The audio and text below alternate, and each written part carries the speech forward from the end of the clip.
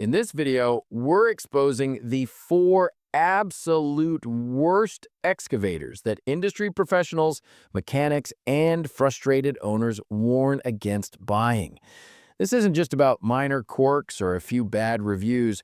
We're talking about fundamental flaws in design, engineering, and reliability that can bring a good business to its knees.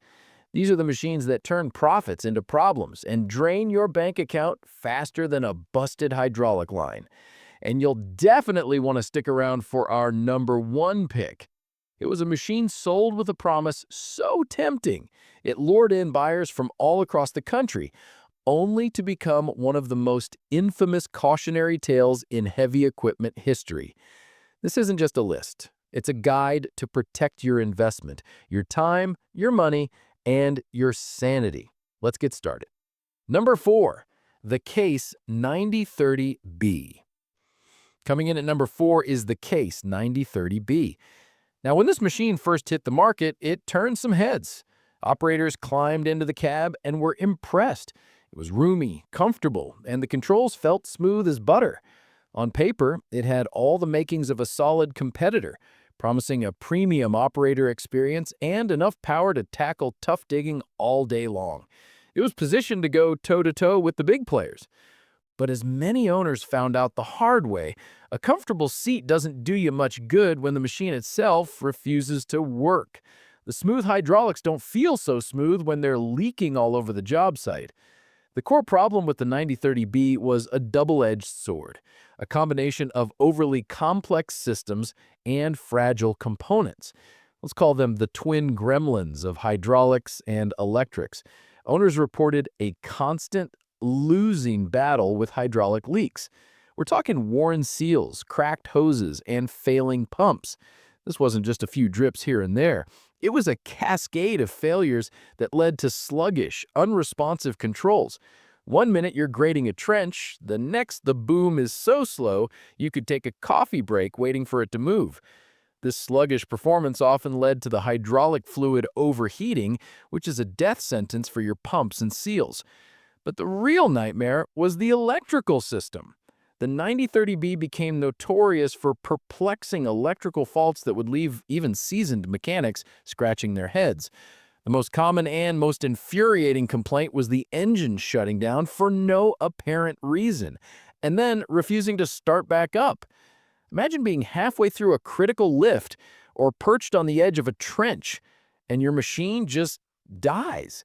Is it a clogged fuel line? A bad sensor? A faulty computer? With the 9030B, it could be any of the above, or none of them. You could spend days and a fortune on mechanics just to chase a ghost in the machine. And let's talk about the cost of that ghost. A main hydraulic pump failure on one of these machines is not a cheap date. You're looking at over $6,000 for the part alone. And that's before you pay a mechanic for the hours it takes to tear the machine apart and install it. For a machine known for these exact failures, that's not just a repair, it's a devastating financial hit that turns a piece of equipment into a liability. As one owner put it on a forum, "I spent more time waiting for the tow truck than I did in the operator seat. Sold it for scrap and never looked back." Number 3, the Caterpillar 320D with the C6.4 engine. Even a legendary brand, a name synonymous with toughness and reliability like Caterpillar, isn't immune from producing a lemon. And for a whole lot of people in the industry, the 320D, specifically the models cursed with the C6.4 engine, is that lemon. When you buy a Cat, you're buying peace of mind. You expect it to run, to work hard, and to hold its value. The 320D was marketed as that next step forward, a more fuel-efficient, powerful, and reliable workhorse. But for owners of the C6.4 models, that promise turned into a full-blown nightmare. The Achilles heel of this machine is right there in its heart, the C6.4 engine. This engine is absolutely infamous for a whole host of catastrophic problems. It's not a matter of small, fixable issues. It's a fundamental design flaw that affects the entire fuel system. The problems usually start with the injectors. Owners report endless injector active error codes flashing on the dash, a rough, sputtering idle, and a noticeable loss of power. Mechanics will come out, scratch their heads, replace an injector or two, and for a little while, things might seem okay. But the problem always comes back. The high-pressure fuel pump was another weak point, known to fail and send metal shavings throughout the entire fuel system, destroying the new injectors you just paid a fortune to install. But a rough idle is just the beginning. The C6.4 is known for total catastrophic failure. We're talking cracked blocks and thrown rods. The problem became so widespread that a whole cottage industry popped up just to deal with it. You can find C6.4 delete kits and engine swap guides all over the internet, where desperate owners rip out the problematic CAT engine and replace it with the older, more reliable Mitsubishi 36.6 engine from the C-Series models. Think about that for a second. The problem is so bad, people are performing open-heart surgery on their excavators just to keep them running. As one operator on a popular equipment forum warned, the problem with the C6.4 is when it will fail. And when it does fail, you're not looking at a simple repair. You're looking at a complete engine replacement that can easily cost $20,000 to $30,000. That's a gut punch that can end a business. It's a machine that betrayed the very name written on its side.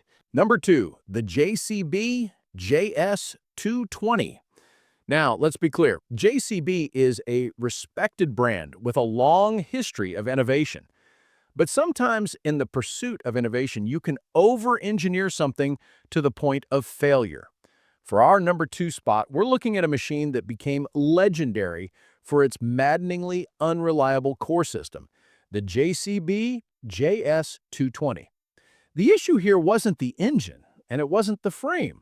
The problem was the lifeblood of any excavator, its hydraulic system. The core issue was a system that was notoriously sensitive and prone to contamination. The pumps were known to be noisy and developed leaks, and the complex valve blocks were a constant source of frustration. Owners reported a whole menu of hydraulic-related headaches. One of the most common was the machine stalling completely when trying to perform multiple functions at once, like tracking and swinging the boom. It just didn't have the hydraulic guts to keep up. Another dangerous symptom was a total, sudden loss of track movement. You could be trying to load onto a trailer or navigate a slope, and one or both of the tracks would just stop working, leaving you stranded. This was often traced back to a failing pump or a blocked valve, but diagnosing it was a nightmare. This created a vicious cycle. A small bit of contamination would damage a pump, which would then send tiny metal particles throughout the entire system, clogging valves and destroying other components. It became a money pit. As one mechanic famously said, the pumps on this thing were so bad you'd fix one leak and 2 more would pop up somewhere else. It's like they designed it in a clean lab, not for a muddy field. A full hydraulic pump rebuild is an expensive, time-consuming job, but on the JS220, it often felt like a temporary patch. You'd spend thousands to get it back in the field, only to have another component fail a few months later. It was a machine that taught a lot of good people a hard lesson about the importance of a simple, robust hydraulic design. Number 1, gray market excavators. And here it is, the number 1 absolute worst excavator you could possibly buy. This one is different. It's not a single model, but an entire category of machines that represent a ticking financial time bomb. A machine that isn't just bad, it's legendary for its complete and utter failure as a viable investment. We are talking about gray market excavators. Back in the 90s and early 2000s, a deal emerged that seemed like a dream come true. You could find excavators from top-tier brands, Komatsu, Hitachi, Kobelco, for a fraction of what they cost at a U.S. dealer. The catch? They were gray market machines, meaning they were built for the Japanese or another overseas market and imported here by third parties. For a small contractor or a farmer, the chance to get a nearly new 20-ton machine for the price of a used mini excavator was almost impossible to resist. It was a deal that was truly and disastrously too good to be true. The problem wasn't the initial quality. These were often well-built machines. The catastrophic flaw was the complete and total lack of parts and support. The moment something broke, and on a piece of heavy equipment, something always breaks, the nightmare began. The owner would call their local dealer with a model number, and the parts guy would say, "Sorry, that model doesn't exist in our system." That's because it was never meant to be sold here. Part numbers don't match. Wiring harnesses are completely different. The computer systems might be in Japanese. Even the safety decals and manuals are for a different country. Local dealers, understandably, often refuse to even look at them. So now you're stuck. You have a 30,000-pound paperweight sitting in your yard. Your only option is to try and source parts from overseas, a process that can take weeks or even months, all while your machine is down and you're losing money. And it gets worse. These machines often don't meet U.S. safety standards. They might be missing the required rollover protection or safety levers. If an accident happens, you, the owner, are on the hook. On top of that, they almost never meet EPA emission standards, making them illegal to operate on many job sites today. One frustrated owner summed it up perfectly on a forum. "I saved $20,000 buying that gray market excavator. Then I spent 6 weeks and $30,000 trying to get a hydraulic pump from Japan. It was the single worst business decision I have ever made." These machines are the ultimate cautionary tale. They prove that the price tag on the day you buy it is only a tiny part of the total cost of ownership.